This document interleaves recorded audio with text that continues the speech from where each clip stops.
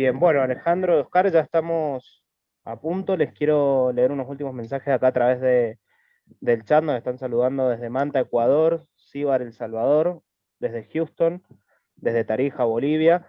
Y bueno, ya estamos casi 300 personas conectados, así que bueno, los escuchamos. Pero bueno, muy bien. Bueno, de mi parte, muy buenas tardes a todos y es tarde en todos lados. Ya me voy a presentar con nombre y apellido, les vamos a contar qué es lo que hacemos, pero siempre nos gusta comenzar estas charlas, estas conversaciones agradeciéndoles. Y por supuesto que agradecemos en primer lugar a todos los participantes que han demostrado interés en los temas que vamos a desarrollar y en los cuales tanto Oscar como yo llevamos prácticamente más de 40 años de actuación profesional. Así que bienvenidos a todos. Yo los estoy saludando desde Mendoza, Argentina, la tierra del sol y los excelentes vinos. ¿Y Oscar? Bueno, buenas tardes para todos, un gusto, un gusto. Es muy lindo saber que estamos llegando a tantos países de habla hispana, ¿no? ¿Verdad? Y la verdad que traen muchos recuerdos, tanto Alejandro como yo hemos tenido la suerte de poder conocer muchos de esos países, casi todos diría, en forma personal. Pero bueno, esta es la nueva realidad, ¿no? Cómo la virtualidad se ha ido imponiendo como una nueva forma de realidad.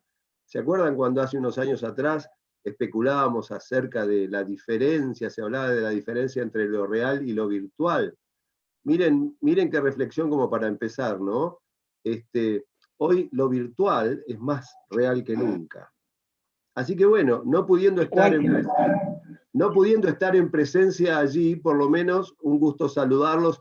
En mi caso, yo soy argentino, vivo en Buenos Aires, pero me encuentran en el Uruguay, un poquito más al este de Punta del Este, visitando a mi familia y tomando unos días de vacaciones. Así que disfrutando un poco de playa aquí en las playas del este de Uruguay.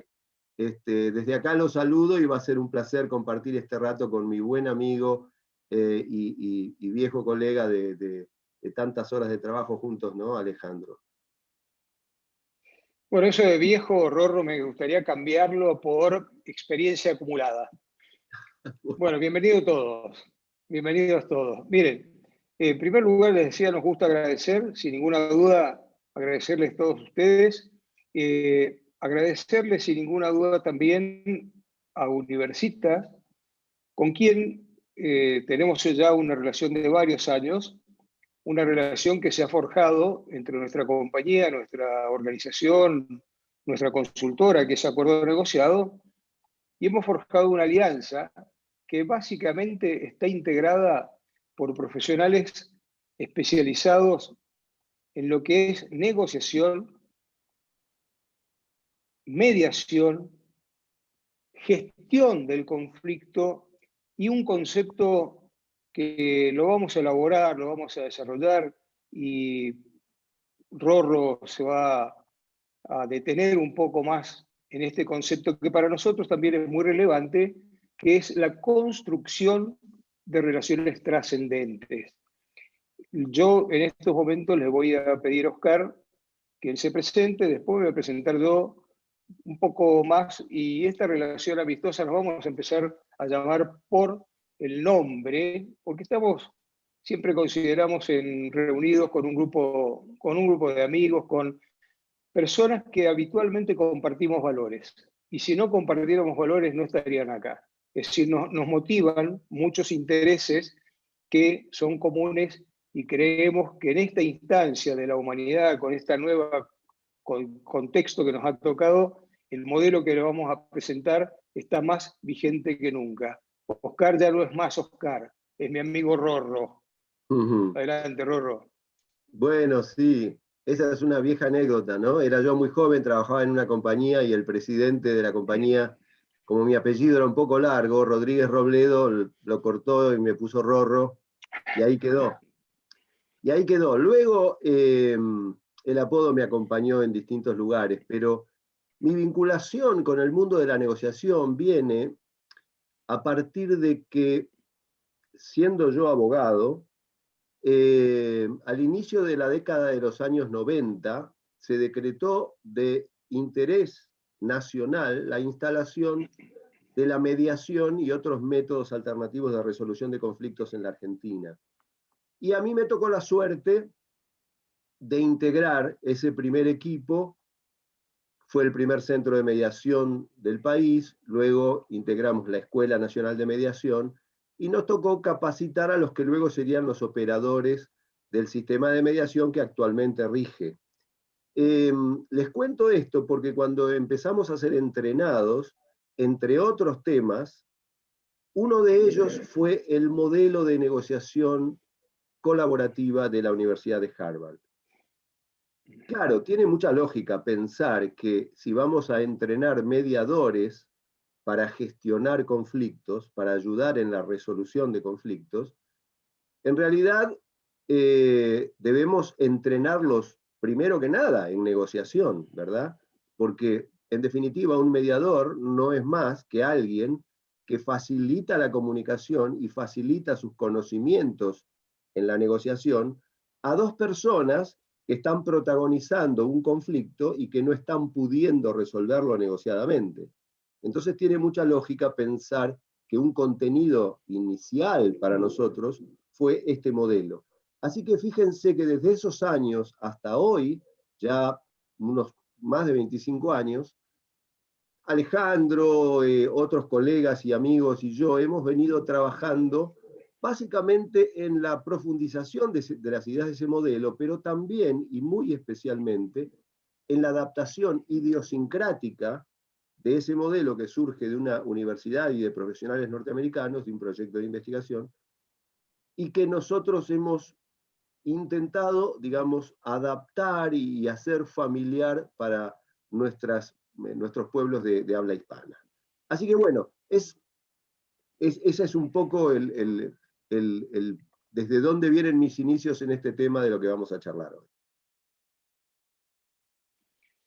Bien, en mi caso, yo no soy abogado, sí estoy casado con una abogada, tengo una hija abogada y tengo otra hija que afortunadamente no es abogada.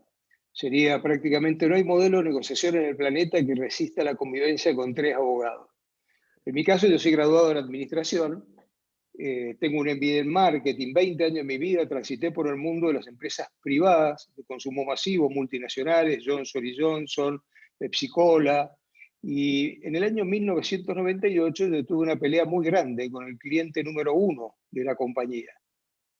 Imagínense lo que es pelearse con el cliente número 1 de la compañía. Primero, nunca me gustaron los ambientes donde hay agresión, no me gusta pelearme con los seres humanos, y cuando ese día llego bastante angustiado a mi casa y le comento a mi esposa, ella me comenta que había recibido en su buffet, en su estudio, en su escritorio, una invitación para hacer un taller de negociación en Harvard con el profesor Roger Fisher. Ahora les cuento un poco quién era el profesor Roger Fisher. Me fui a Harvard en el año 1998, ahí conocí este modelo, me impactó muchísimo este modelo, trabajé durante más de 20 años para una consultora que fundó Roger Fisher, y bueno, estas cosas de la vida, hace ya 20 años que nos conocemos con Oscar, y hemos iniciado el camino de acuerdo negociado, porque entendemos que es un modelo que tiene que ser difundido, como dijo Oscar, para la gente habla hispana. Tenemos otra idiosincrasia, pero tenemos que ampliar la base de acceso a este modelo. ¿Qué es lo que hacemos con Oscar? Hacemos consultoría, hacemos capacitación, lo hacíamos en forma presencial, como dijo Oscar, hemos trabajado en todos los países de América Latina, Brasil incluido. En enero del 2019 fui a Guatemala, 11, lunes 9 y 10 de marzo estaba en Brasil, cuando se armó todo este tema de la pandemia. Nunca más vigente los modelos de negociación cooperativa. ¿Cómo surge este modelo que todo el mundo conoce como win-win, ganar-ganar? Gente, este señor, profesor emérito, abogado de la Universidad de Harvard, llamado Roger Fisher, fue el que un día en la Universidad de Harvard se le ocurrió pensar junto a un equipo de profesores qué hacían los seres humanos que a la hora de negociar obtenían muy buenos resultados. inician una investigación. Por supuesto, entrevistaron a líderes de los más diversos sectores, de los que se les ocurra, hasta líderes guerrilleros, que hay gente de El Salvador. Bueno, se entrevistaron con personas que pertenecían en ese momento al Frente de Liberación Farabundo Martí. Se entrevistaron con líderes, por supuesto, de gobierno, de empresas privadas, lo que concluyeron que todos estos seres humanos no tenían una metodología. Que cuando uno les decía, ¿por qué no me ayudas a llevar a la práctica el modelo que vos aplicás? La respuesta era siempre igual: yo no tengo una metodología. Fundan este laboratorio que funciona en la Universidad de Harvard desde el año 1978. Como producto terminado de esta investigación, ellos editan un libro donde presentan la metodología en español. Este libro está titulado Sí, de acuerdo, cómo negociar sin ceder. Getting to Yes es en inglés. Está escrito por Roger Fisher, por William Ury y por Bruce Patton. Y en este libro presentan la metodología que hoy vamos a ver sintéticamente y vamos a profundizar durante el taller. Y por primera vez se produce un cambio de paradigmas a la hora de negociar. ¿Por qué? Porque por primera vez había un modelo que, si yo lo conocía y el otro lo conocía, arribar a un buen resultado era mucho más probable. ¿Garantía de éxito? No, simplemente mucho más probable. No era una fórmula mágica. Bueno, así se divulga por el mundo entero esta metodología que vamos a compartir brevemente hoy. Por supuesto, vamos a quedar abiertos a preguntas. Afortunadamente hay muchísima gente que está participando. No vamos a tener tiempo de responder todas las preguntas. Lo que sí les vamos a pedir un favor: todos aquellos que formulen una pregunta a través de Universitas, bueno, después nos pasan a nosotros los correos o nos pasan los WhatsApp y vamos a responder todas las preguntas que nos formulen. Tenemos tiempo de acá hasta que inicie el taller. ¿Qué vamos a charlar hoy? Y tomemos esto como una reunión de amigos. Lamentablemente vamos a tener que desarrollar nuevas habilidades para generar empatía. Lamentablemente no podemos estar juntos. Los otros días charlábamos con Rorro cuánto nos perdemos los seres humanos de no poder estar juntos. Piensen solamente en el olfato, ¿no? Es decir, no podemos ver el tacto, no nos podemos tocar. Entonces creemos que lo que vamos a poner arriba de la mesa no son temas novedosos, simplemente son de sentido común. Se van a dar cuenta que es sentido común organizado. Vamos a hablar de negociación en un significado amplio. Yo ahora voy a enunciar los títulos, vamos a profundizar cada uno de ellos. Vamos a hablar también de algunas consideraciones preliminares que entendemos son útiles, son necesarias tenerlas presentes a la hora de negociar. Vamos a hablar sobre el proceso que entendemos como proceso, cuáles son las etapas de este proceso, del proceso de negociación, y hoy también charlábamos con Rorro, estas etapas también están vigentes si nosotros vamos a negociar vía Zoom, virtual, por Internet. Vamos a hablar sobre este modelo de negociación cooperativa, vamos a presentarles el corazón de este modelo, que son simplemente 7 elementos. Gente, a mí me gustan las metáforas. Imagínense, y yo supongo que la gran mayoría de ustedes trabajan con planillas de cálculo. Bueno, la planilla de cálculo, una hoja de planilla de cálculo tiene miles de celdas. Y la planilla de cálculo es una herramienta extremadamente útil para elaborar presupuestos, facilitan el proceso. El modelo que le vamos a presentar solo tiene 7 celdas. Visualícelo como una planilla de cálculo. También vamos a hablar sobre cuáles son las fechas y la estructura que vamos a tener en nuestro próximo taller. Estas consideraciones preliminares yo las voy a anunciar y en todo caso vamos a agradecerle a Rorro que nos hable un poco sobre ella, sobre estos conceptos, que es tener los objetivos claros, qué es la autorregulación, cómo yo puedo hacer para tener una disposición personal que sea proactiva, que sea realmente de utilidad para el resultado. ¿Cuál es el impacto de las emociones contextuales? ¿Y por qué emociones contextuales? Gente, ni Rorro ni yo somos psicólogos. Ahora, no hace falta tampoco ser psicólogo para darnos cuenta que a la hora de vincularnos con otro ser humano hay dos grandes clases de emociones, positivas y negativas.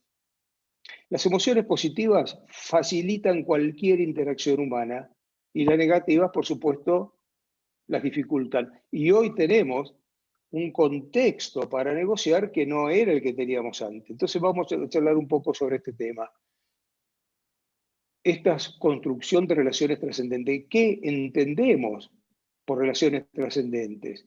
Y por supuesto, un aspecto extremadamente importante a la hora de negociar, ya lo era a la hora de negociar físicamente, creo que es mucho más relevante ahora que la virtualidad nos está prácticamente obligando a una negociación a través de una computadora. Rorro. Bueno, si les parece bien, vamos recorriendo todos ellos uno por uno. ¿Qué es esto de un objetivo bien formulado? Imagínense empezar a recorrer un camino sin tener muy en claro a dónde quiero llegar. ¿No es cierto? Como Alicia en el famoso cuento de Alicia en el País de las Maravillas, que uno de los personajes le pregunta a otro animalito en dónde se encuentran: tengo 3 caminos delante de mí, ¿por cuál debería tomar? Y el otro le pregunta: depende, ¿dónde querés ir? Dice: bueno, todavía no lo tengo claro. Entonces le dice: bueno, entonces toma cualquier camino. Total, todos te van a conducir a ningún lado. De manera que cuando piensen en un objetivo, el objetivo, antes de sentarse en una mesa de negociación y de decidir si ese es el escenario adecuado para satisfacerlo, tienen que pensarlo en positivo, tienen que pensarlo contextualizado, qué es lo que puedo proponerme como objetivo en el contexto actual, por ejemplo, en un contexto pandémico y de cierto aislamiento económico. Tiene que reflejar sus intereses personales, tiene que ser realista, es decir, tiene que poder cumplirse. Pero hay que tener un poco de cuidado con esto, porque que sea realista implica, por un lado, que sea alcanzable. Pero hay veces que si nos fijamos un objetivo solo aquel que podemos alcanzar, estamos perdiéndonos la posibilidad del desafío. Entonces un objetivo bien formulado debería ser a la vez alcanzable, pero también desafiante para llevarme un pasito más allá de mi zona de confort. Ahora, también como objetivo, como cualidad del objetivo, tiene que ser verificable.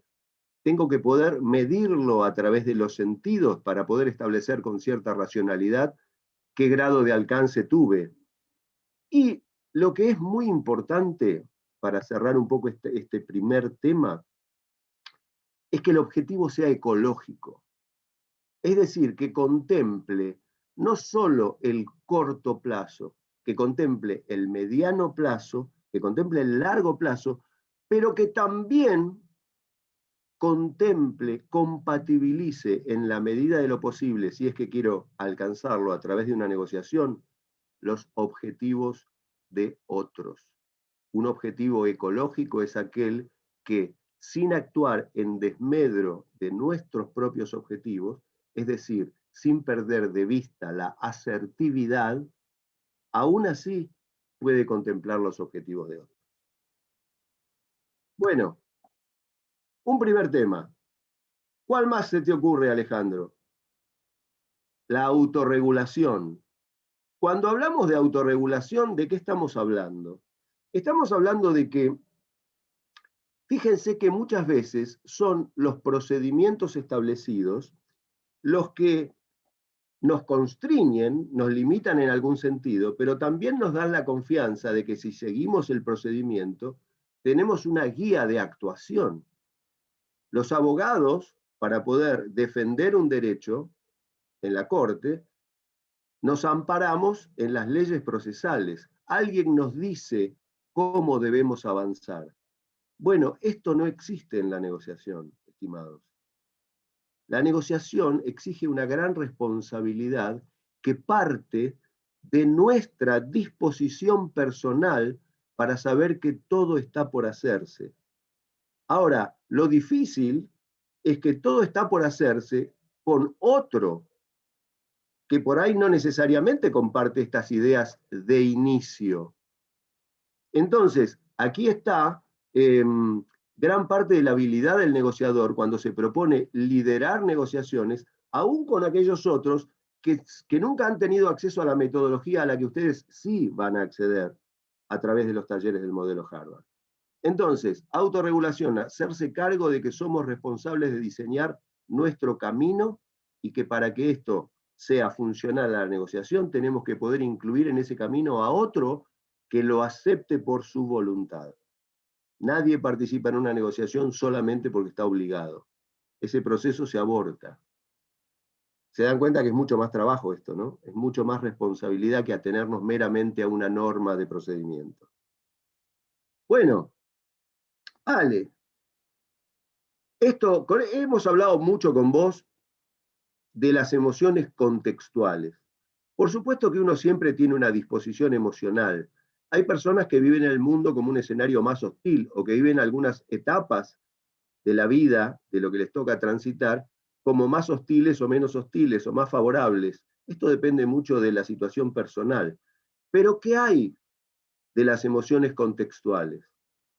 Imagínense ustedes ahora pretender avanzar en un proceso en donde no respeten, por ejemplo, por citar solamente un tema, el temor y el respeto que muchas personas tienen, sienten, viven, experimentan a partir del COVID-19. Y que ustedes, digamos, insistan en generar reuniones presenciales, multiparte. Digamos, la emoción contextual es algo de lo que no podemos apartarnos. Perderíamos parte de la noción de la realidad. O sea, por eso, en esta charla de hoy, en este encuentro, hemos dedicado gran parte de eso a la estrategia comunicacional que vamos a tener que poder desarrollar para construir relaciones, que nosotros llamamos relaciones trascendentes, porque son las relaciones que se mantienen en el largo plazo y que nos van a posibilitar desarrollar negociaciones precisamente de largo plazo. Ahora, el manejo de esta nueva realidad que es la virtual implica un replanteo de toda la estrategia comunicacional. Alejandro les mencionó hace un ratito cómo ser empático, cómo mostrarle al otro que somos capaces de ponernos en su lugar, de entender lo que siente, si ni siquiera podemos darle un apretón de manos, ¿verdad? A veces, una palmada, acercarle un café, invitarlo a que huela este rico aroma del café que vamos a compartir. O sea, nos vemos evidentemente limitados. Nos vemos limitados. La virtualidad, fíjense que implica, como toda crisis, oportunidades nuevas. Fíjense lo que ocurre a partir de la virtualidad, ¿no? Podemos viajar menos, sin embargo, hoy estamos reunidos con gente, quizá que estamos compartiendo este espacio con personas de 10 países diferentes o más, ¿no? Esto también es producto de la virtualidad. El desarrollo de todas las plataformas de streaming, todas las recomendaciones y consejos que vamos a darle a ustedes hoy, tienen que ver con lo que hemos tenido que aprender, todos los que enseñamos, como en nuestro caso en universidades, en posgrados, que no se han detenido por imperio de la imposibilidad de la presencialidad en el aula. O sea que hemos adaptado todos nuestros formatos, todos nuestros talleres, todos nuestros workshops, los hemos adaptado a la modalidad virtual. Y para esto hemos tenido que aprender cosas nuevas. Ahora, todo esto se enmarca dentro de lo que llamamos la estrategia comunicacional. Tengo que poder llegar con mi comunicación a hacerme entender y a poder entender al otro aún con las limitaciones del caso. Bueno, Ale, ¿y cómo sigue esto? ¿Vamos con las recomendaciones? Estás muteado. ¿Me escuchás, Alejandro?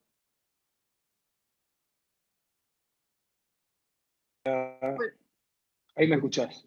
Ahora sí. Estos son Ahora los sí. pequeños detalles, Rorro, que tenemos que tener presente también a la hora de negociar. Muchas veces estas dificultades técnicas, ¿no? Yo no podía en este momento habilitar el micrófono y lo estaba intentando. Respecto de los temas que hemos tratado hasta ahora, me gustaría hacer dos reflexiones. Una, vinculado al concepto de negociación. Porque muchas veces en los talleres presenciales, cuando le preguntábamos a las personas, bueno, a ver, ¿qué es lo que entienden ustedes por negociación? Y la gran mayoría, cuando hablaba de la palabra negociación, se refería a su actividad cotidiana, a una negociación profesional, a una negociación comercial.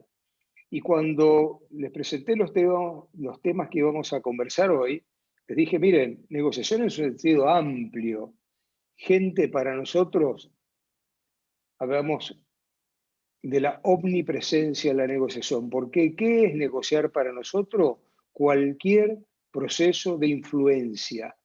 Cada vez que yo quiero que otro ser humano haga algo que yo necesito, estamos frente a un proceso de negociación.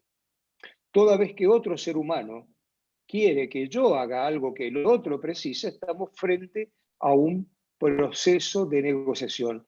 Imagínense las relaciones que tienen cotidianamente, cuántas veces ustedes sobre otro u otro sobre ustedes están tratando de influenciarse.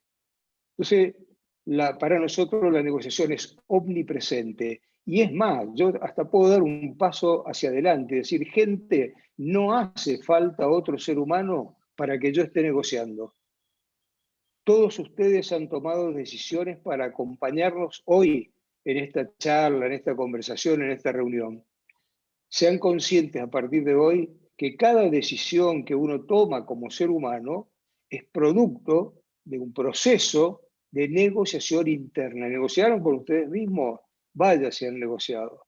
Bueno, para eso les vamos a presentar ahora brevemente, y en el taller lo vamos a profundizar, el proceso para tomar esas decisiones. Y otro tema, Rorro, que me gustaría también reflexionar junto con las personas que nos están acompañando, son estas relaciones trascendentes, gente, son las relaciones que cotidianamente tenemos los seres humanos con otros seres humanos, donde el largo plazo está involucrado. Piensen en las relaciones que han tenido en los últimos 10 días, 15 días. Gente, me atrevo a afirmar que el 90% de ellas, si no más, las han tenido con seres humanos que los van a volver a ver. Y hoy, construcción de este tipo de relaciones, cuando sean profesionales, bueno, hay que, no sé, destacar algunos matices que son diferentes a lo que veníamos haciendo, como es esta virtualidad.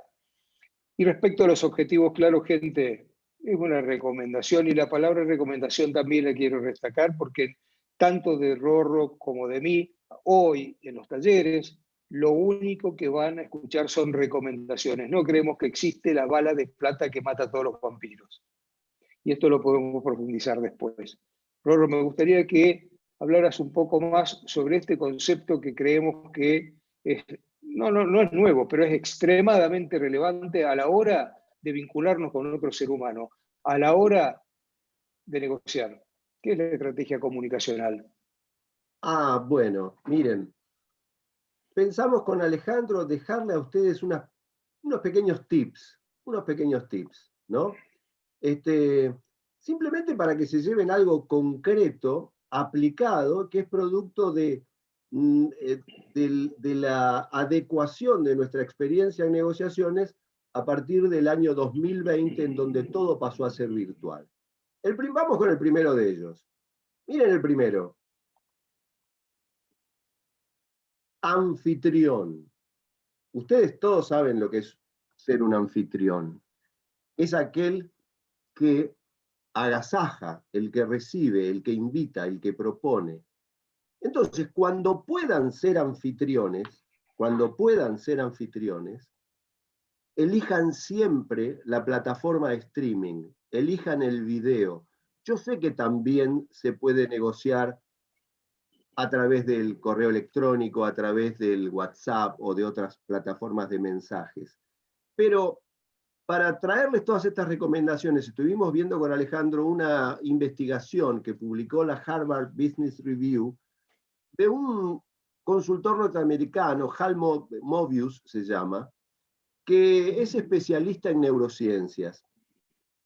Entonces, él ha compartido con otros investigadores algunas investigaciones que arrojan que en los últimos tiempos, más allá de que nosotros damos por sentado de que todos ustedes vienen utilizando antes de la pandemia, vienen utilizando las herramientas de comunicación a distancia, ¿verdad? En el mundo corporativo esto se utiliza hace muchísimo tiempo y las videoconferencias no son un invento de ahora, solo que ahora se han impuesto como una necesidad imprescindible. Ahora todo, o casi todo, es así.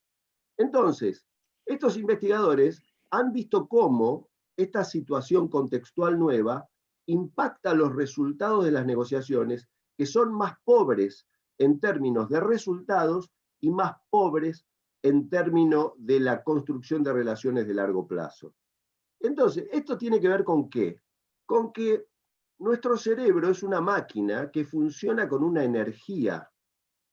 Y hay algunos mecanismos cognitivos que consumen mucha más energía que otros.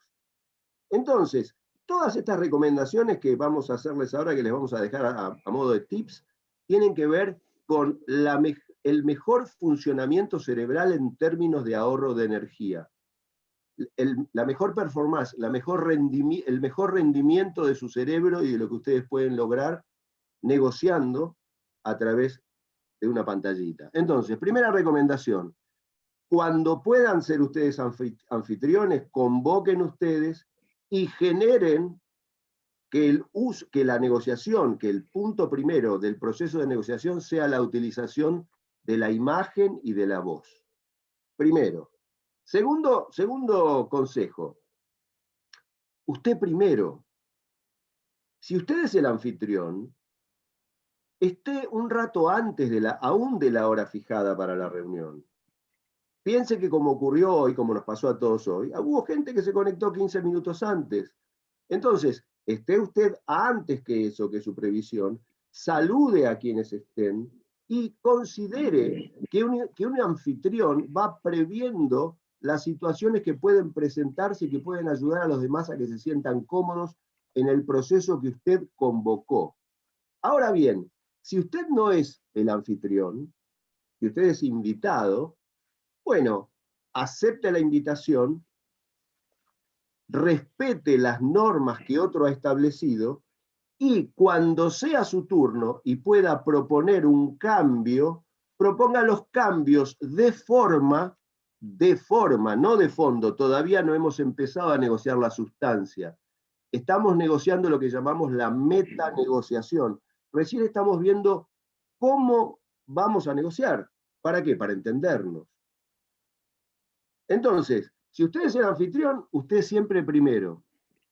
Usted es el que abre, es el que se conecta antes, es el que se asegura de que todos los aspectos técnicos estén satisfechos para todos sus invitados.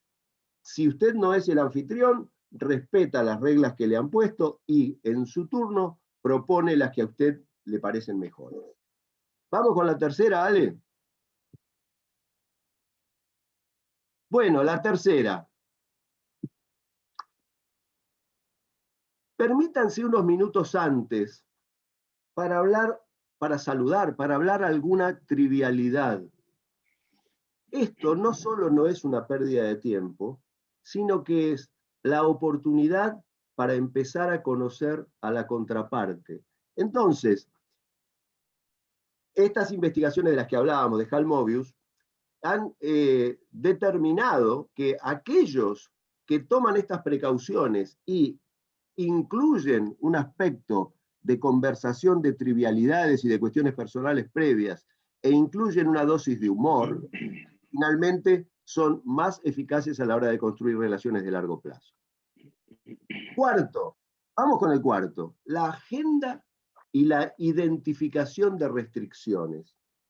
Sobre todo cuando usted es el anfitrión, va a tener que lidiar con una situación que se hace común. Las personas en las reuniones virtuales, por distintas razones, no suelen entrar a la reunión todas al mismo tiempo. Si usted se pone muy estricto y utiliza la función que le permite clausurar el ingreso a la reunión, quizá deje algún actor clave fuera.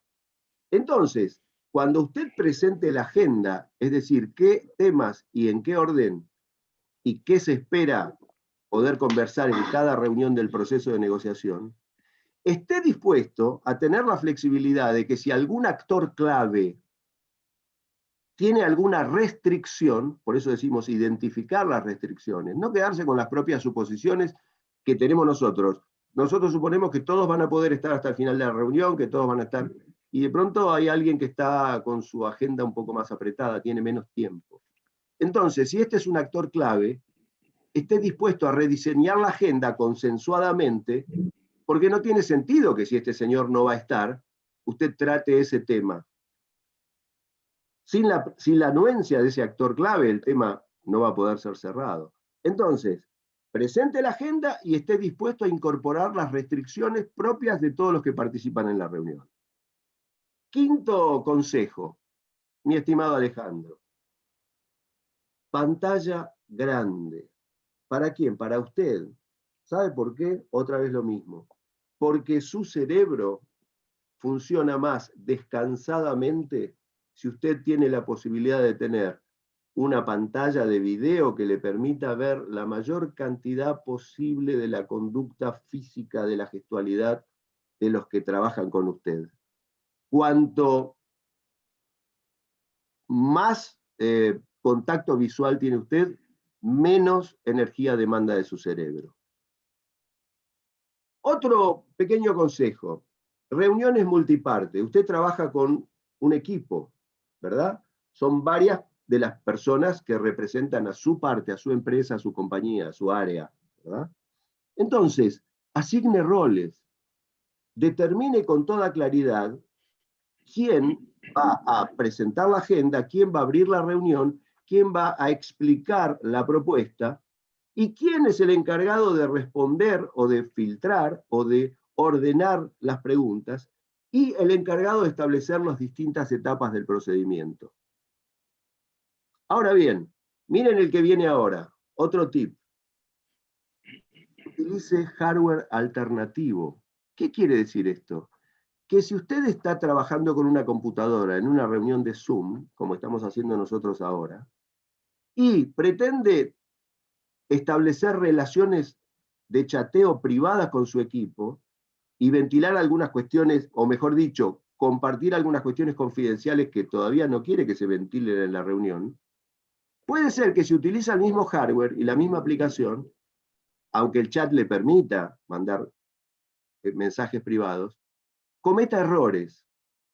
Fíjense que en todos estos meses del año 2020 hay infinidad de bloopers y de memes que circulan por las redes acerca de los papelones que ha pasado la gente porque estaba en una reunión, estaba en una reunión en la Cámara de Diputados y resulta que apareció su señora caminando en paños menores por atrás o mandó un mensaje que no era el destinado al grupo de trabajo. Entonces, una recomendación concreta, estrategia comunicacional, le repito. No estamos jugando, esto es una actividad profesional. Contemple la posibilidad de usar dispositivos alternativos.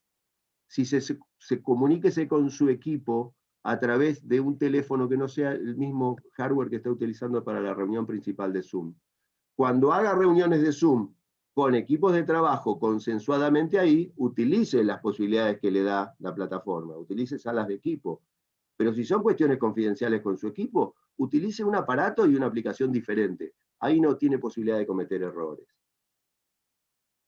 Y finalmente, y el último, al que tengo que sujetarme porque si no me entusiasmo y no lo cumplo.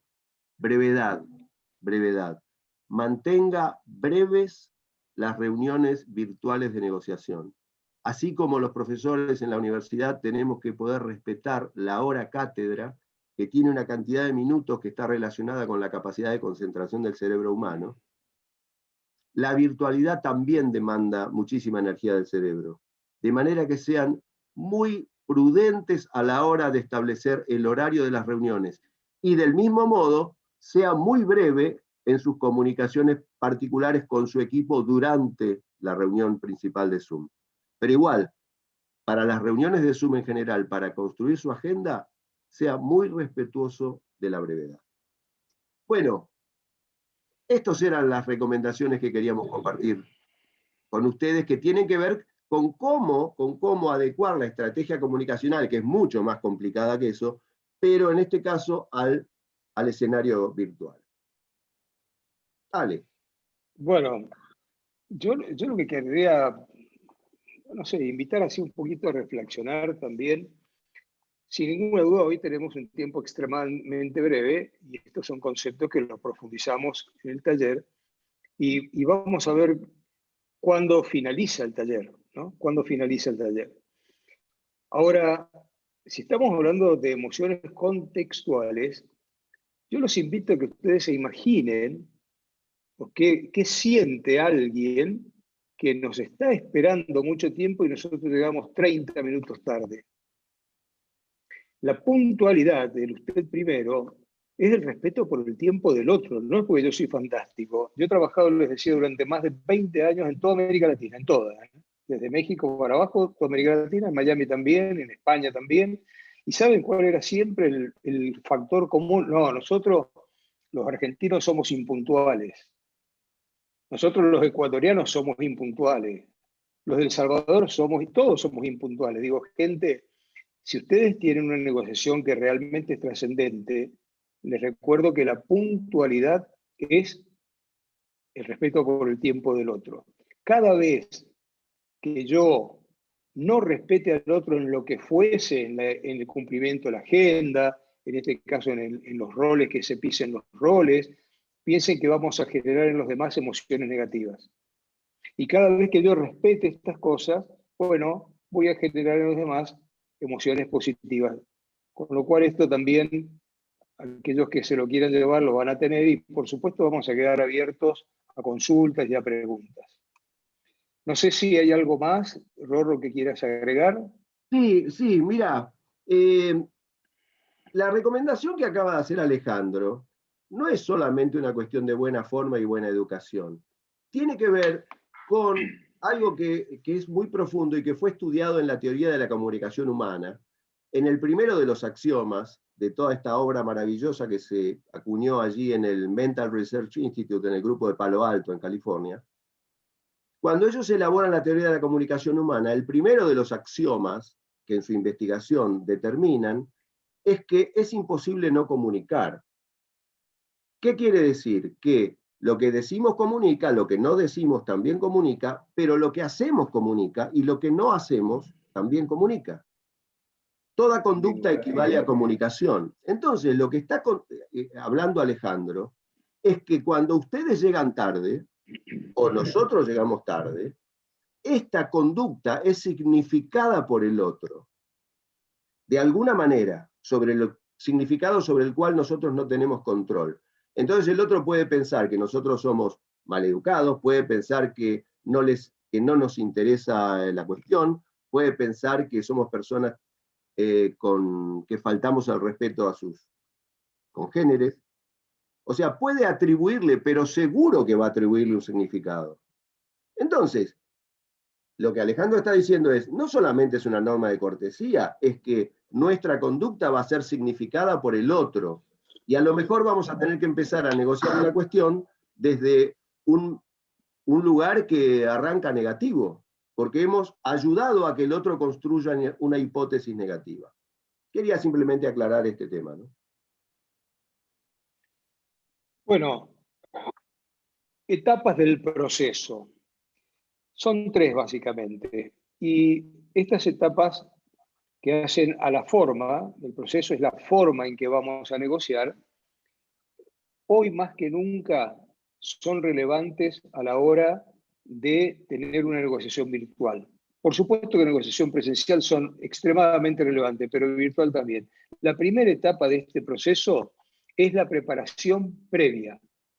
y valga la redundancia, porque muchas veces me decían en los talleres presenciales, Alejandro, la preparación previa, eso es redundancia. Digo, gente, no sé, sinceramente, mi abuelita también me decía, lo que abunda no daña. Y le doy tanta importancia a esta etapa de la preparación que me gusta hablar de preparación previa. Ahora, ¿en qué me tengo que preparar cuando voy a negociar? Gente, sin ninguna duda, me tengo que preparar en la sustancia. ¿Qué es la sustancia? Bueno, lo que Rorro decía recién, lo que yo voy a negociar. Voy a negociar un contrato, un descuento, unos plazos, un arrendamiento, lo que voy a negociar. Ahora también me tengo que preparar en la forma, en el contexto, nunca más vigente que ahora esta recomendación, porque nuestras negociaciones profesionales muchas veces son remotas. Fíjense que acá estábamos interactuando seres humanos de prácticamente América Latina, América del Norte, probablemente haya alguien de España que también nos esté escuchando, ¿no? Entonces, negociar la forma, el proceso, esto, prepararnos en cómo vamos a negociar todas estas recomendaciones de la estrategia comunicacional que hablaba recién Oscar. Y por supuesto, un aspecto que muy pocas personas hablan, pero es sustancial, gente, es prepararme en mi estado interior, en mi estado de ánimo. Probablemente muchos de ustedes conozcan lo que es programación neurolingüística. Si hay alguien que no lo conoce, lo invito a que lo conozca porque es una rama de la psicología que nos brinda, es una caja de herramientas fantástica donde yo puedo recurrir a buscar elementos para generarme estados de ánimo que sean realistas, que sean positivos, que sean proactivos. La segunda etapa del proceso es la negociación propiamente dicha. Y hay una tercera etapa que sin ninguna duda tiene una relevancia trascendental, que es la revisión de la negociación. Y acá también, como les decía, me gusta las metáforas, bueno, me gustan muchísimo los deportes. Veo prácticamente todos los deportes, practico bastantes deportes, mucho menos los que yo quisiera, porque ya los huesos no me acompañan, pero gente, si les gusta el fútbol, el béisbol, lo que fuere, imagínense cualquier equipo del planeta, después de jugar un partido de fútbol, el Real Madrid, del Barcelona, probablemente el entrenador con sus entrenados se dediquen a esta etapa, a ver el video del partido. ¿Y para qué están viendo ese video del partido? Bueno, fundamentalmente para darse cuenta, observar qué cosas han funcionado y por qué funcionaron. ¿Qué cosa tendríamos que hacer diferente porque esta vez no nos funcionó? ¿Y por qué no nos funcionó? Y esto que voy a poner a continuación es una recomendación para la vida real para cada uno de nosotros después de este pequeño proceso. De todas las cosas que a nosotros nos funcionaron, gente, la recomendación, generen su propia regla general. ¿Por qué les digo su propia regla general? Porque todos nosotros tenemos nuestra personalidad, que difiere del otro. Y muchas veces, en mi estrategia, yo puedo tener conceptos, tener modismos, tener actitudes que para mí funcionan y no funcionan para Rorro. O viceversa, lo que para él funciona, para mí no funciona. De todas estas cosas hablamos y lo profundizamos en el taller. Miren, antes de presentarles lo que es el corazón de la metodología, me gustaría, Oscar, que me hablaras un poco sobre qué son posiciones a la hora de negociar. ¿Qué es lo que es habitual a la hora de negociar? Cuando yo llego a la mesa y digo, hola, Oscar, ¿cómo te va? Quiero tal cosa. ¿Saben lo que es habitual?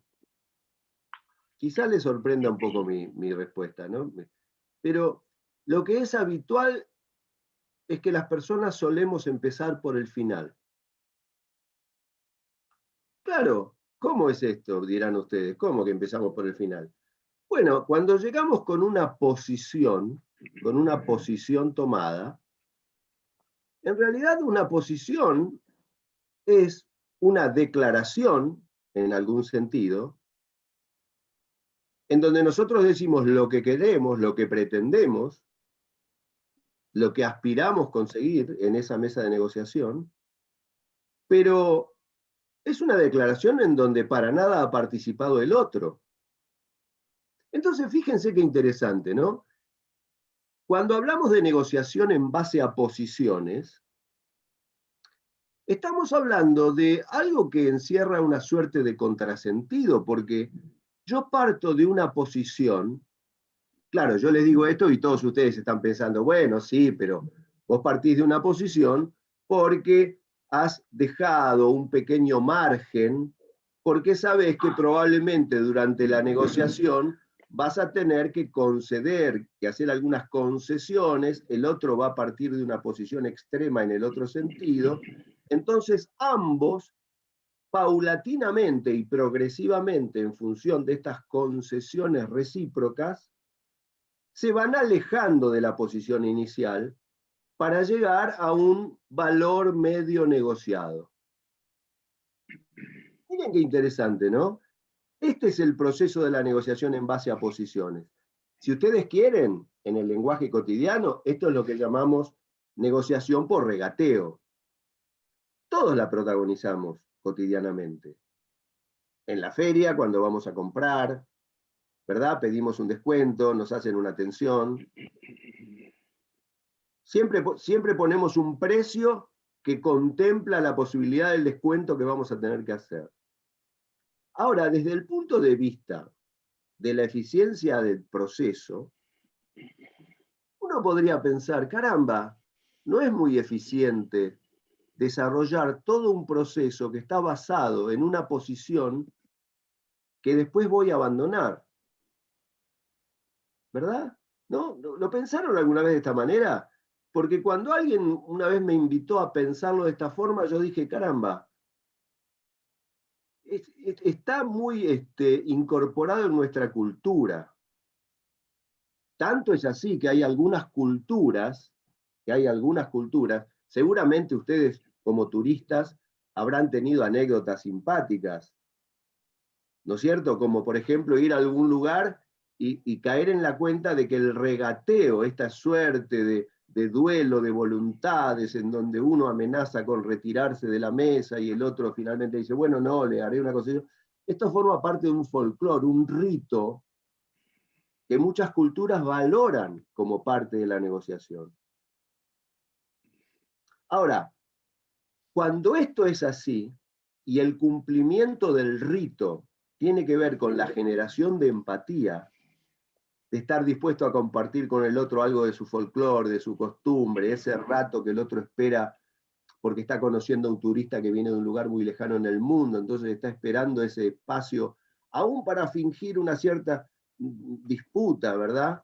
Como pasa en algunos países árabes, ¿no? Yo tengo anécdotas en Marruecos, por ejemplo, ¿no? Y cuando yo entendí que era parte de una cosa que no era para asustarnos ni para atemorizarnos, sino que era parte de una nueva vivencia de un turista que como yo estaba ansioso en esos años de conocer, me di cuenta de que no podía perderme la riqueza de ese regateo folclórico. Porque cuando eso terminaba habíamos construido una relación y habíamos cada uno satisfecho ¿qué? Bueno, de lo que se trata de satisfacer es lo que difiere de la posición inicial, que yo no voy a spoilearle porque de eso va a hablar Alejandro ahora, cuando hable del epicentro del modelo de Harvard. Yo lo que acabo de contarles brevemente es cómo estamos acostumbrados en general a negociar en base a posiciones, y yo podría decirles, miren, sí, es cierto, las posiciones buscan después acercarse, o sea, pero desde el punto de vista del proceso yo podría decir, es un proceso ineficiente, porque me paro en un lugar que sé que voy a abandonar y el otro se para en un lugar que sabe que va a abandonar, porque si ninguno de los dos está dispuesto a hacer esto, la negociación no avanza, se corta el hilo. ¿Vieron cuando dice se cortaron las negociaciones?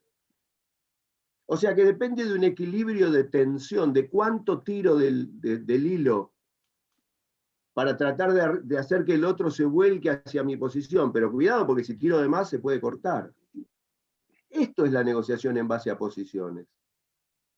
Entonces, repito, cuando tiene que ver con un rito simpático, respetuoso de la costumbre del otro, practíquenlo, dense el gusto, disfrútenlo. Cuando quieran enfrentar negociaciones complejas, que dependen en mucho de la racionalidad y de las cualidades de flexibilidad de las posiciones iniciales, entonces sigan los consejos que le va a dar Alejandro respecto de la propuesta metodológica de Harvard. Rorro, y no tan solo eso, yo les decía que he trabajado en toda América Latina, en uno de los países con que más he trabajado es en República Dominicana, y por supuesto soy un fanático del golf, y las canchas, bueno, Rorro también juega al golf, las canchas que hay en República Dominicana son fantásticas. Y ahí el ritual, a mí lo que me sorprende en las playas, por ejemplo, donde están los puestos donde venden las artesanías, cuando íbamos caminando con mi esposa desde los puestos de Plaza España, cualquiera de ellos, nos decían, argentino. Y ellos tienen un precio para argentinos, otro para los europeos, y la van a pasar fantástico, como dice Oscar, y ojo, si no entran en ese juego van a perder dinero, van a perder dinero. ¿Cuál es el riesgo cuando yo utilizo el ancestral modelo del regateo, que es un modelo para construir una relación de largo plazo? Es que yo sea percibido como un abusador. Gente, imagínense, yo vengo a ofrecerles algo a ustedes y le digo, miren, por esto, acá tengo un vaso, 10.000. Y ustedes me dicen, no, Alejandro, 5.000. Yo, bueno, a ver, dado esta linda relación que estamos generando, estoy dispuesto a hacerte una concesión y te lo voy a hacer un descuento, te lo voy a ofrecer a 8.000. Y tú me dices lo mismo, bueno, yo también ofrezco un poco más y cerramos en 7.000. Gente, ¿cómo se sienten ustedes frente a un ser humano que comienza pidiéndole 10.000 y termina dándoselo por 7.000?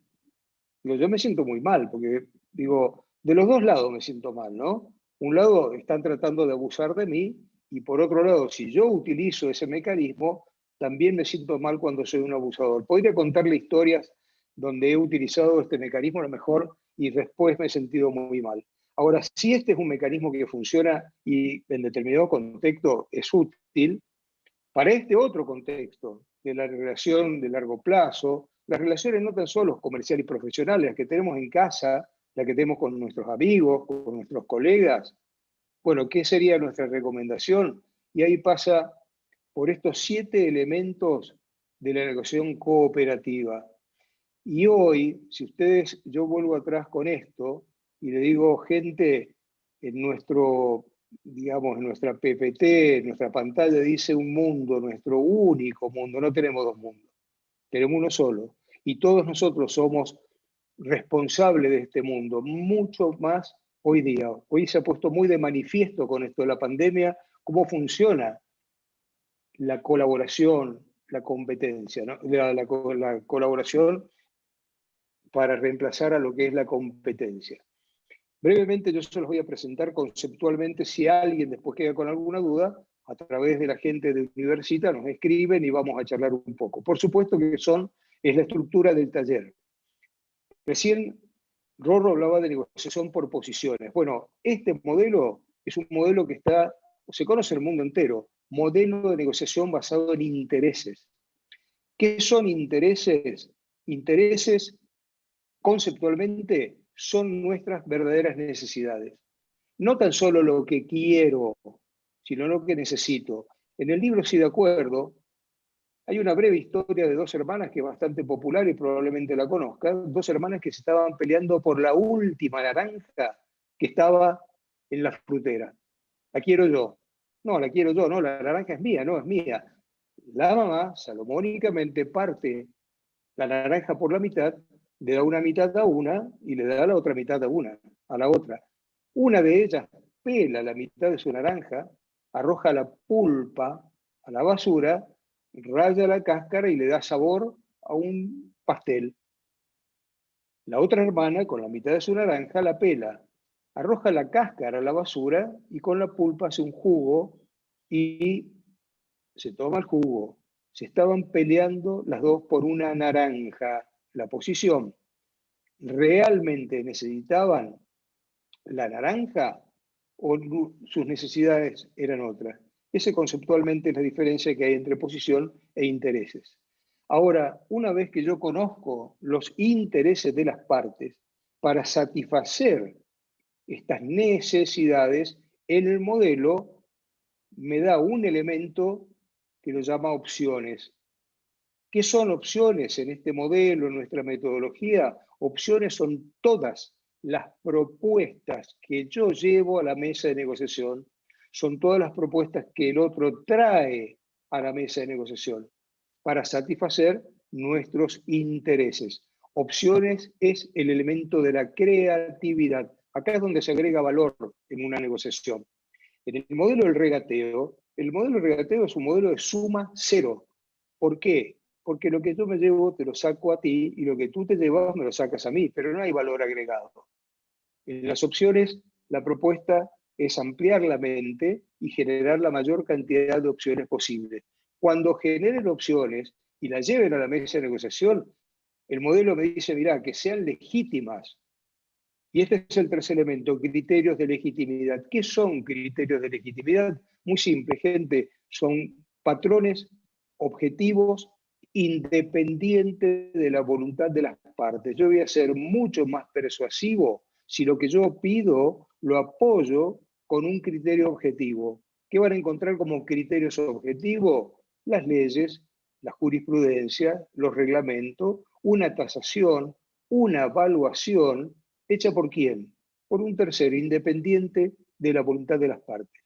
Ahora, los intereses en la mesa están satisfechos a través de las opciones, y estas opciones que sean legítimas. ¿Qué pasa fuera de la mesa? Bueno, fuera de la mesa el modelo me dice, miren, no vayan a negociar en lo posible sin tener una buena alternativa. ¿Qué son las alternativas en este modelo? Son todas las cosas que yo puedo hacer fuera de la mesa de negociación para conseguir lo que necesito, para satisfacer mis intereses. Acá en la pantalla ustedes pueden ver una sigla que dice MAN. MAN significa mejor alternativa a un acuerdo negociado. Gente, les decía que opciones es el elemento de la creatividad. Alternativas es el elemento de la libertad. Si yo tengo muchas alternativas, soy libre. Si no, estoy atrapado. Si esto funciona, el modelo dice, bueno, cierren la propuesta, cierren el compromiso. ¿Y qué es el compromiso como elemento? Muy simple, todos los acuerdos que convenimos entre las partes. Si quieren que sean escritos, con notarios, con garantías, ojalá sea de palabra. ¿Vieron cuando digo mi palabra vale? Bueno, ese es un compromiso. Cuando decimos el Zoom comienza a las 19 horas, me estoy comprometiendo. Acá decimos acuerdos perdurables, que sean realistas, no depender de otro para poder cumplir. Esta palabra inteligente, que es un poco ambigua, que sea realista, que sea operativo, que el otro sepa cuál es su papel, su rol para que se pueda cumplir, y yo también. Estos 5 elementos son lo que hacen a la sustancia. Les recuerdo lo que yo vengo a negociar a la mesa de negociación. Les dije que eran 7. Los 2 que quedan hacen al proceso. El primero de ellos es la comunicación. Y nos hablaba Rorro de el impacto que generamos los demás. ¿Qué es comunicación? Muy simple, gente. Todos los mensajes verbales y no verbales que intercambiamos los seres humanos. Nos decía Rorro, miren, yo comunico con lo que digo, con lo que no digo, con lo que hago y con lo que no hago. ¿Cómo me visto? Comunico. Y hoy, en esta virtualidad, este elemento da para un taller completo. ¿Por qué? Porque los que estudian comunicación, de este impacto que yo genero en el otro, han determinado que solo el 7% yo lo estoy generando con la palabra que estoy utilizando. Gente, 38% lo genero con la forma de hablar. Velocidad, tono, ritmo, intensidad del lenguaje. 55% con mi lenguaje no verbal. Fíjense qué importancia que tiene la gestualidad, y sin embargo nos estamos perdiendo el 55% prácticamente del impacto cuando yo no estoy hablando con el otro personalmente. Les decía recién, los 5 sentidos, que son los filtros donde percibimos la realidad, hay mucho que no podemos utilizar. El tacto, el olfato, no lo podemos utilizar. Y cuando hablamos de comunicación, tenemos 2 palabras que están vinculadas. Una es el intento, mi intención, y la otra es el impacto que genero. Gente, y en un proceso de comunicación lo que yo les quiero decir no le importa a nadie. Importa cómo ustedes lo perciben. Y finalmente, un elemento trascendente para nosotros es la relación. ¿Y qué es la relación? Muy simple, gente. Respeto por la forma de pensar del otro. En los talleres tenemos un tiempo más prolongado para profundizar el tema de las percepciones subjetivas. ¿Se han puesto a pensar ustedes por qué piensan como piensan, por qué sienten como sienten, de dónde viene todo eso? Bueno, si yo quiero construir una relación donde el largo plazo esté involucrado, eviten descalificar al otro. No le digan al otro, Rorro, vos estás equivocado. Vos no has contemplado todas las variables que tenías que contemplar. Vos no has hecho el esfuerzo que era necesario. Gente, cada vez que yo hablo por el otro, voy a generar una emoción negativa. Y sean conscientes que estoy invitando al otro a una reacción. Porque si yo le digo a Rorro, que no piensa como yo, Rorro, vos estás equivocado, rápidamente va a decir, no, Alejandro, el equivocado sos vos. Y vamos a entrar en una lucha de egos. Diferente es si yo le digo, Rorro, mi punto de vista es diferente al tuyo. Ayúdame a entender el tuyo. Y ojo, gente, entender no es compartir. Yo puedo entender y compartir, vamos juntos. Puedo entender y no compartir, no descalifico al otro. ¿Por qué? Porque no sé cuándo voy a volver a ver al otro. Gente, y esta es una de las formas en que trabajamos en el taller. Ahora les vamos a contar un poco, vamos a conversar un poco sobre la estructura del taller y por qué es taller y no es una charla como esta, no es una conferencia. Otra de las maneras que vemos en el taller y que no tan solo vemos, practicamos mucho en el taller, es ver el modelo como un modelo dinámico. Porque muchas veces me dice, bueno, Alejandro, esto es fantástico, pero ¿qué pasa cuando el otro no conoce este modelo?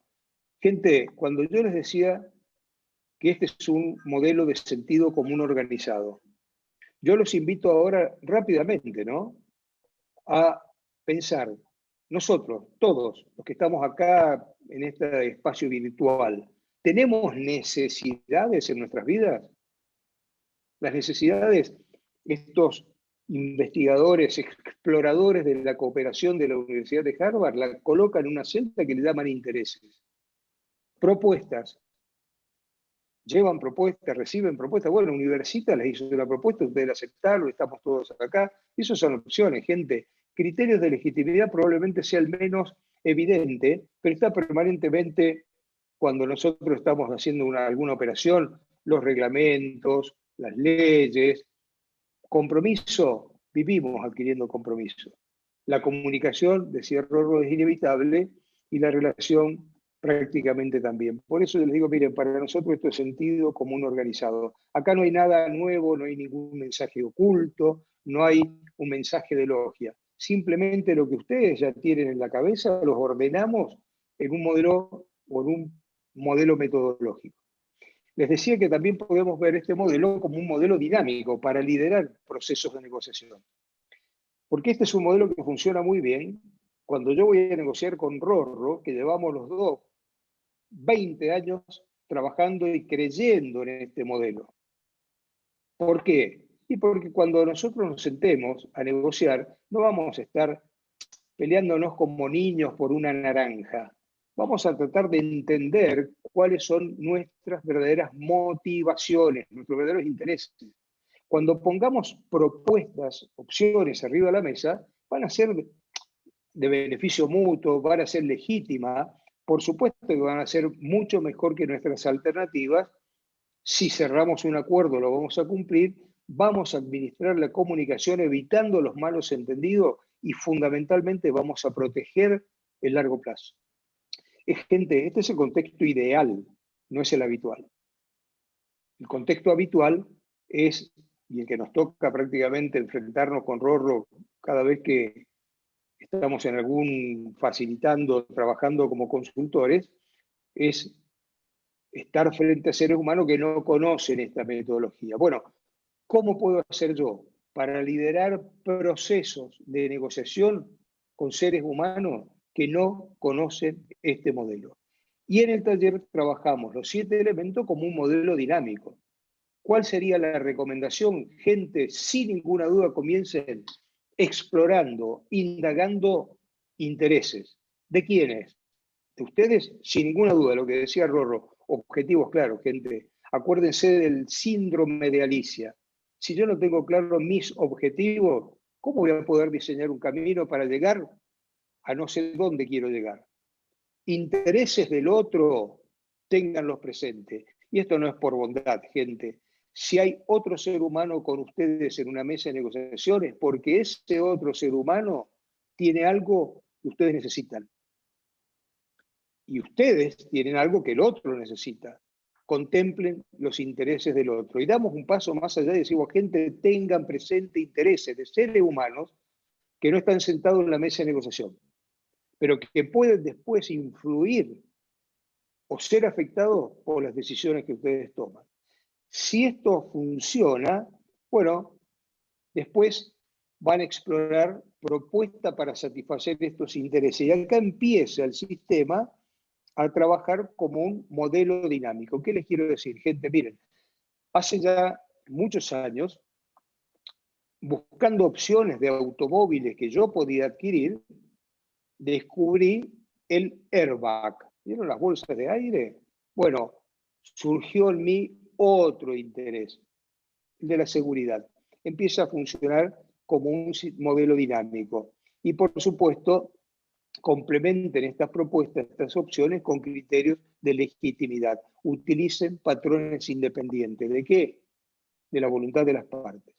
Estos 3 elementos, cuando la metodología se comporta como un proceso donde yo lidero, conforman un círculo que llamamos círculo de creación de valor. Este es el motor de la creatividad. Acá es donde se agrega valor en cualquier negociación.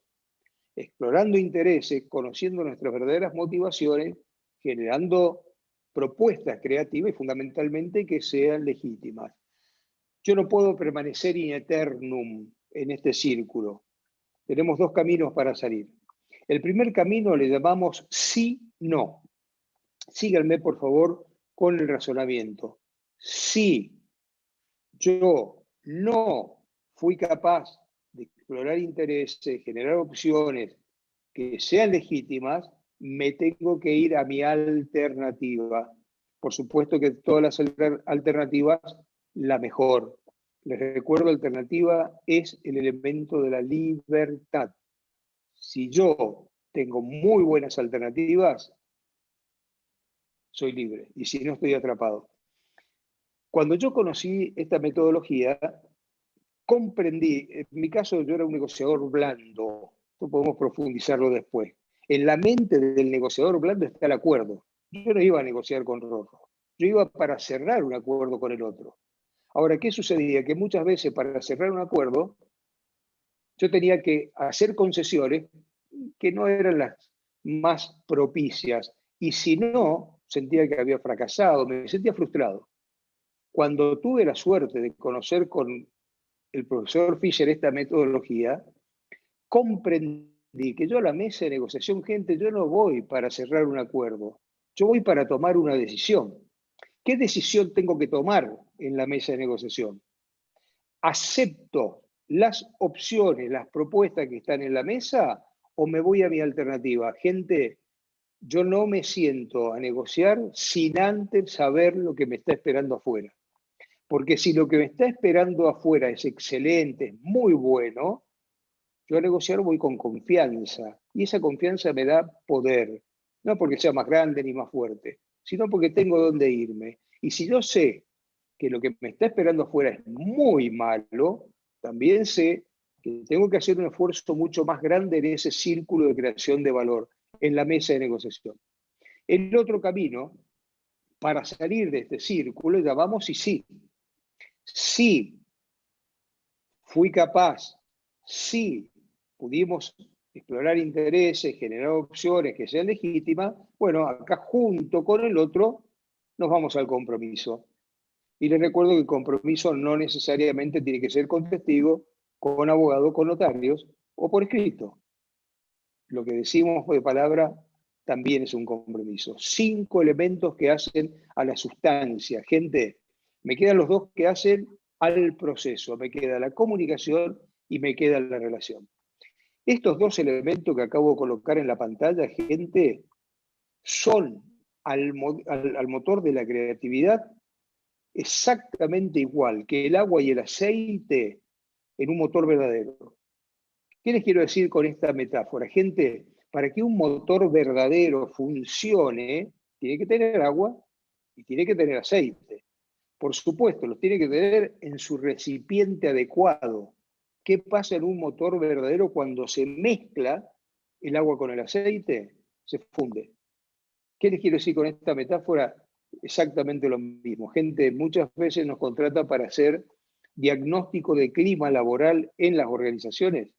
El 80% de las dificultades, si no más, que nosotros encontramos en las organizaciones, ya se imaginan en cuál de los 7 elementos es, ¿no? En la comunicación. Y en el fuerte impacto que este elemento tiene en el resto del sistema. ¿Qué les quiero decir con esto, gente? Que si yo con otro ser humano no me comunico adecuadamente, no me relaciono adecuadamente, olvídense de que esto funcione. Gente, Rorro, ¿alguna reflexión? Sí, simplemente complementar lo que dijiste y después dejarnos unos minutos para atender algunas inquietudes de los participantes. Respecto de nuestro mundo, de nuestro único mundo, ¿no?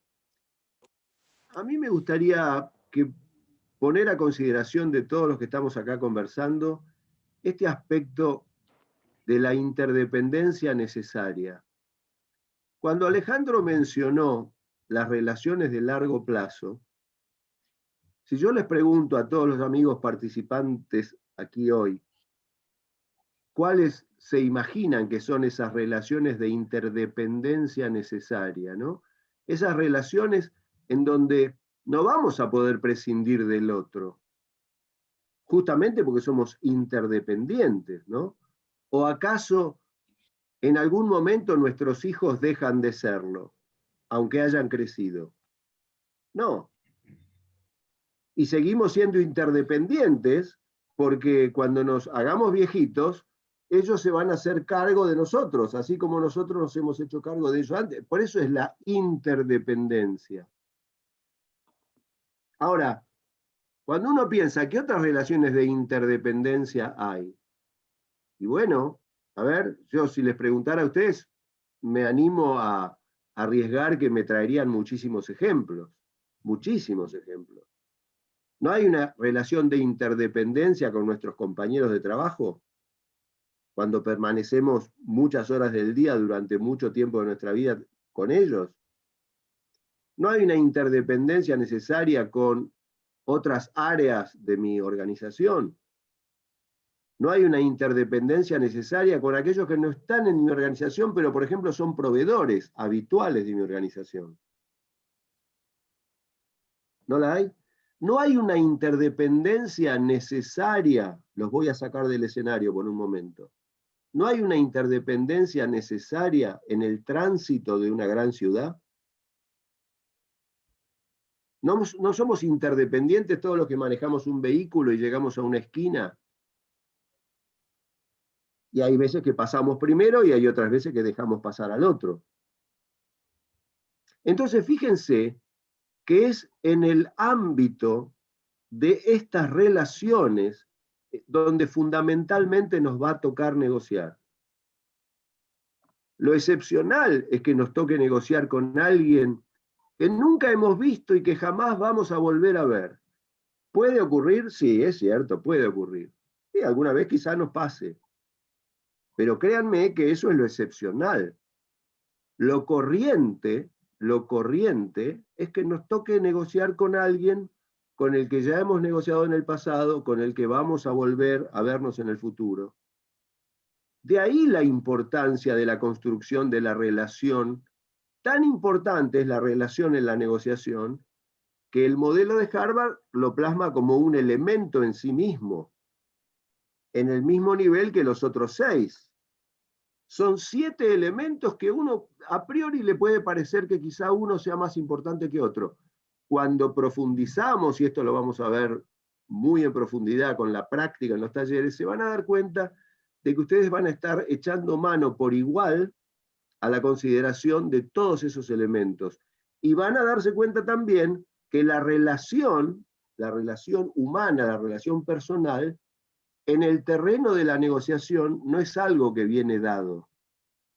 Todo lo contrario, es algo que hay que construir, entendiendo que para poder desarrollar un proceso con otro, lo primero que tengo que hacer es ser capaz de construir una relación con ese otro que mínimamente me dure hasta que yo termine el proceso dando satisfacción a mis objetivos, o bien haya podido tomar una decisión, como decía Alejandro hace unos minutos. ¿Se entiende? Entonces, cuidado con este error de, bueno, la relación es algo que se da. No se da, hay que construirlo. Construirlo para que sea funcional al proceso. Bueno, no, quería agregar esto, pero también quiero respetar el tiempo de todos los participantes y acotarnos al tiempo que tenemos. Y quisiera preguntarle, si vos estás de acuerdo, Alejandro, quisiera preguntar a Hernán si tenemos alguna pregunta para responder ahora, en este rato que nos queda. Bueno, me gustaría presentar cuál es la estructura del taller. De todas maneras, recojamos todas las inquietudes y las preguntas que haya. Si Hernán tiene algo, lo recogemos ahora y después les cuento un poco cómo es la estructura del taller. Hernán. Bueno, sí, yo estoy viendo aquí en el chat. Miren, si te parece bien, Alejandro, si lo ves en el chat, vamos contestándole, ¿no? No lo veo porque tengo la pantalla, pero adelante. Después me prendo en alguna reflexión. No, podés achicar un poquito la pantalla, no te preocupes. Ahora se las enviamos porque está en el chat privado, por eso no las está leyendo Alejandro. Bueno. Rafael, una pregunta muy interesante nos plantea nuestro amigo Rafael. Dice, ¿cómo reaccionar ante una negación total por parte de un participante en la negociación que no desea llegar a un intermedio o acuerdo, ¿no? Cuando esta posición de esa persona es negativa para mí? Bueno, es interesantísima esta pregunta y alude justamente al elemento que resaltó mucho Alejandro hace unos minutos. El elemento que está por fuera de la mesa de negociación, pero que paradójicamente es importantísimo para la negociación, es la alternativa. Cuando hay alguien que no quiere negociar conmigo, pueden pasar dos cosas. Que esté emocionalmente afectado, que esté enojado conmigo, o que esté asustado conmigo porque piensa que yo tengo más poder, o que tenga antecedentes negativos de mí porque alguien le contó algo negativo, la razón que fuere que lo esté afectando. Si yo puedo incidir a través de mi conducta, que la manifiesto en el proceso, invitándolo a que yo no quiero sacar ventaja, sino que quiero que consideremos los intereses en juego, y puedo trabajar sobre esa emoción negativa, para esto tengo que trabajar la relación, y lo tengo que hacer a través de la comunicación. Entonces, antes de poder trabajar en la sustancia, en los números, en los descuentos, en los precios, tengo que poder trabajar como parte del proceso los elementos relación y comunicación. Si logro modificar ese estado emocional, probablemente logre hacer que el otro entienda las ventajas de este proceso. Ahora bien, este es un supuesto, Pero el otro supuesto es que este señor no esté enojado ni nada, sino que simplemente es un señor muy entrenado en negociación, que ha venido a explorar, que ha venido a ver, a conocer el mercado, que quiere saber algo de mi compañía o de lo que fuere. Y en realidad lo que ocurre es que él tiene una buena alternativa por afuera. Por eso se manifiesta y me pone reparos y no quiere avanzar conmigo.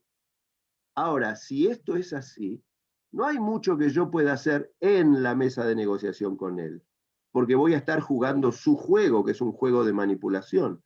Lo que me enseña el modelo que yo tengo que hacer, si yo percibo que voy a enfrentarme a alguien que está en esa situación, es construir alternativas mejores para mí por fuera de la mesa de negociación. Porque si yo hago eso, voy a balancear el poder de negociación. Y cuando este señor se dé cuenta de que sus alternativas no son tan buenas o que las mías son al menos iguales que las de él, probablemente revise su conducta. ¿Se entendió, Rafael? Espero que sí. Rafael, Rafael, bueno, muchas gracias por la pregunta. Miren, yo les quisiera agregar ejemplos de la vida real, porque muchas veces me dicen, che, siempre tenemos alternativa. No, a veces no tenemos alternativa, o las que tenemos son extremadamente malas. Pero sepan que las alternativas hoy no las tengo, pero sí las puedo desarrollar. Muchas veces, y acá probablemente todos ustedes conozcan la marca Coca-Cola, ¿no? Digo, ¿cuál es el verdadero poder que tiene Coca-Cola frente a un supermercado, voy a decir un nombre y apellido, con Walmart, por ejemplo, que es un monstruo muy grande en el mundo del retail? Digo, miren, el verdadero poder que tiene Coca-Cola, porque muchas veces me dicen la marca, el sabor, digo, no, gente, el verdadero poder que tiene Coca-Cola frente a cualquier líder del retail, cuando lo están apretando para que le dé un descuento del 30% y Coca-Cola dice, no te voy a dar el 30%, se llama distribución física. En todos nuestros países, Coca-Cola tiene miles y miles y miles de puntos de venta.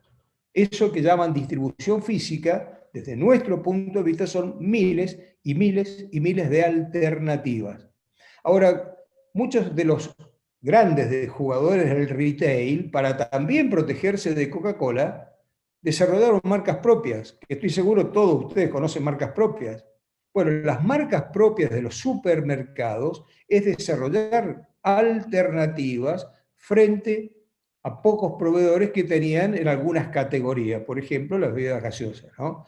Ahora, también otra cosa que creo, Rorro, que es muy importante dejar en claro, no es un modelo mágico. Si el otro no quiere, después que yo hice todo esto, gente, saluden al otro con toda la cordialidad del planeta, porque es muy probable que hoy el otro no quiera hacer absolutamente nada con nosotros.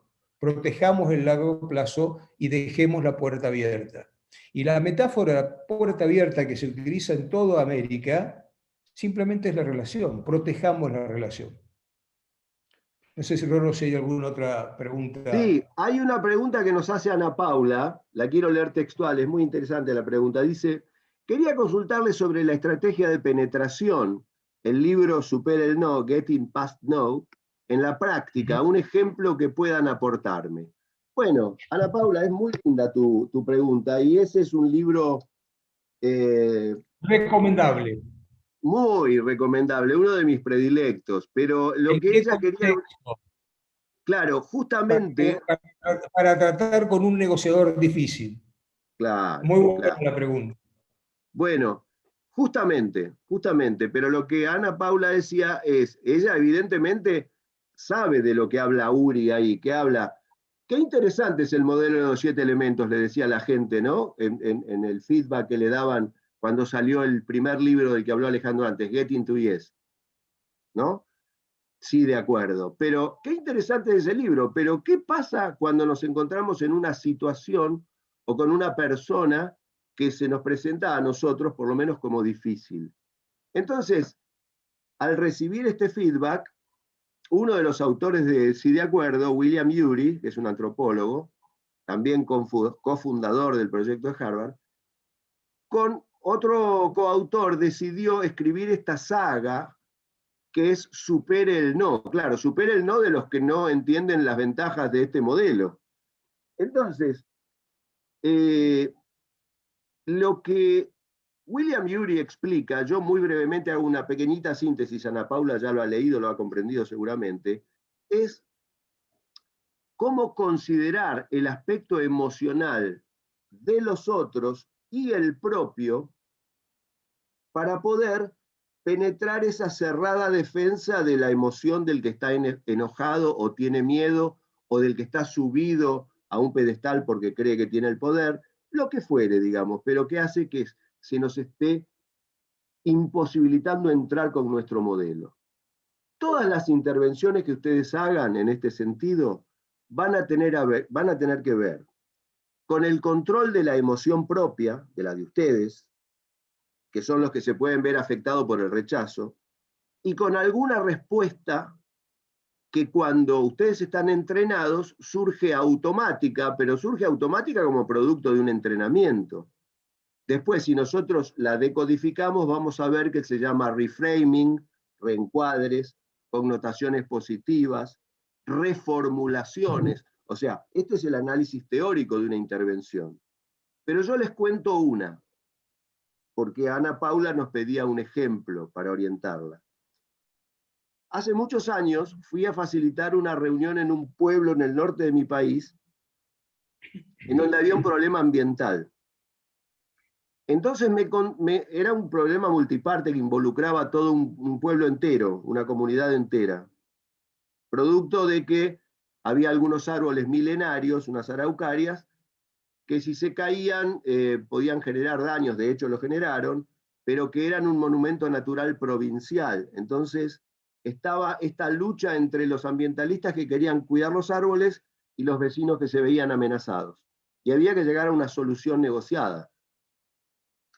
Entonces fuimos un equipo a tratar de, como digamos el gobernador de la provincia contrató un equipo de neutrales para ver si podía facilitar esa situación.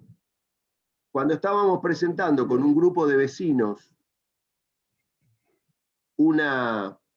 el proceso para decir cómo lo íbamos a desarrollar, y lo íbamos haciendo parcialmente de acuerdo a los distintos grupos de stakeholders, o sea, titulares de intereses diferentes, ¿no? Atendíamos a todos por igual. Me tocó a mí presentar cómo iba a ser la reunión, la agenda, cómo iba a seguir el proceso, y una señora me miraba muy seria. Cuando yo terminé, les pregunté a todos, bueno, ¿qué les parece? ¿Están de acuerdo? ¿Fue claro esto? Y la señora me miró y me dijo, muy seria y muy simple, me dice, sí, mire, está todo muy claro, pero yo a usted no le creo nada. Caramba. Caramba. Y entonces yo le dije, señora, discúlpeme, ¿cómo se llama usted? Fulanita. Fulanita, mire, lo primero que tengo para decirle es que le agradezco la sinceridad y la valentía que usted tiene de, en lugar de seguir haciendo como que me escucha cuando en realidad no me cree, decírmelo. ¿Sabe por qué se lo agradezco? Porque debe haber otras personas que como usted tampoco me creen. Y si yo no me entero, no puedo hacer nada. Entonces, pero yo a su vez, habiéndole agradecido la sinceridad, le puedo preguntar por qué no me cree. Y la señora me dijo, muy educadamente, me dice, ¿sabe qué pasa? Acá vienen muchos políticos y después se van y las cosas siguen igual. Entonces le dije, ¿sabe? Tiene razón, tiene mucho sentido lo que usted me dice. Ahora, este proceso que nosotros vamos a hacer, lo vamos a hacer con ustedes. ¿Hay alguna manera que a usted o a sus vecinos se le ocurra de que podríamos seguir avanzando y haciendo que usted nos crea o que sus vecinos, si lo hiciéramos de alguna forma, ustedes podrían creer en esto que proponemos? Permítame ayudarla. Por ejemplo, si se formara en esta reunión, en lugar de seguir trabajando lo que estamos trabajando, pensáramos en armar un grupo de ustedes que fueran los custodios de este proceso y que establezca este proceso que si no, ustedes no están invitados a todas las reuniones, ya sea en la intendencia, con los bomberos, con las cofradías religiosas, cualquier reunión de este proceso, ustedes que son el grupo de custodio del proceso, fíjense que técnicamente yo le estaba proponiendo armar un comité de fiscalización, pero se lo dije en un lenguaje accesible. Entonces la gente, claro, yo abandoné mi agenda, no me peleé con la señora, no me mantuve en la posición ni me defendí. Simplemente le agradecí lo que ella había hecho. Lo vi desde otro lugar, lo reencuadré. Vi lo positivo de la intervención y no opuse resistencia. Lo que ocurrió fue que empezamos a invitar a esos vecinos a esas reuniones, los pasábamos a buscar, y después, para el avance de ese proceso que duró casi un año el trabajo, cuando se construyó esa confianza, ellos ya no necesitaban ir. Esto es, en un ejemplo puntual, habría muchos otros, una manifestación o una aplicación práctica de la estrategia de penetración de William Ury. Espero, Ana Paula, Bueno, que haya servido el ejemplo. por supuesto que ya nos hemos pasado un poco del tiempo, con lo cual les agradecemos también. Yo les quiero contar un poco sobre cómo es la estructura del taller. Todos estos temas, de todas maneras, Rorro, es para darle muchas gracias a los chicos, a la gente, a todos los que nos han acompañado. Son temas que vamos a profundizar en el próximo taller.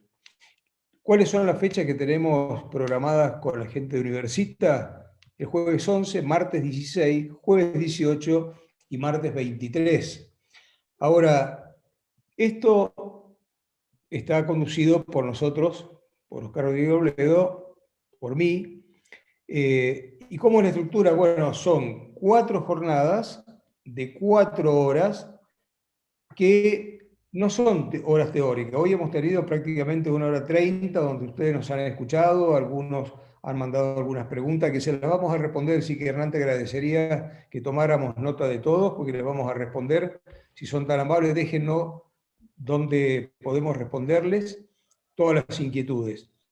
El taller es una actividad pedagógica que está diseñada para aprender a aprender.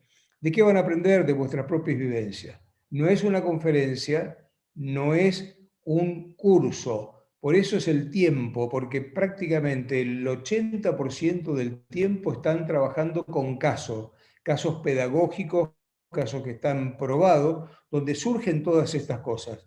Surgen las etapas de preparación, la negociación individual, negociación en equipo, preparación individual.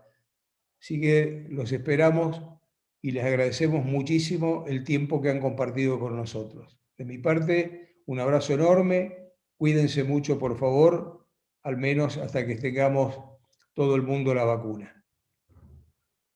Bueno, de mi parte también un abrazo grande, gracias a todos los participantes y gracias a nuestros anfitriones Universitas Business School por estar compartiendo juntos este tan lindo proyecto. Los esperamos pronto, ¿eh? Un saludo, un abrazo grande.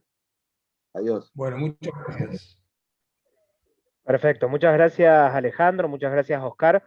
Ahí a través del chat de Google, de YouTube, están todos muy felices, muy agradecidos por la puntualidad de las respuestas también, por la claridad de la información. Y bueno, solamente recordarles que el próximo 11 de marzo comienza el programa, los invitamos a ser parte. Ahí a través del chat les dejé un enlace donde podrán descargar todo el contenido del detalle de la información para que la puedan tener. Y también recuerden que en sus correos electrónicos pueden acceder a la grabación de este evento para que la puedan ver la cantidad de veces que necesiten y también recibir la certificación. Nuevamente les agradecemos a todos y bueno, estamos en contacto para el próximo evento. Muchas gracias a todos. Adiós. Gracias. Chau, chau.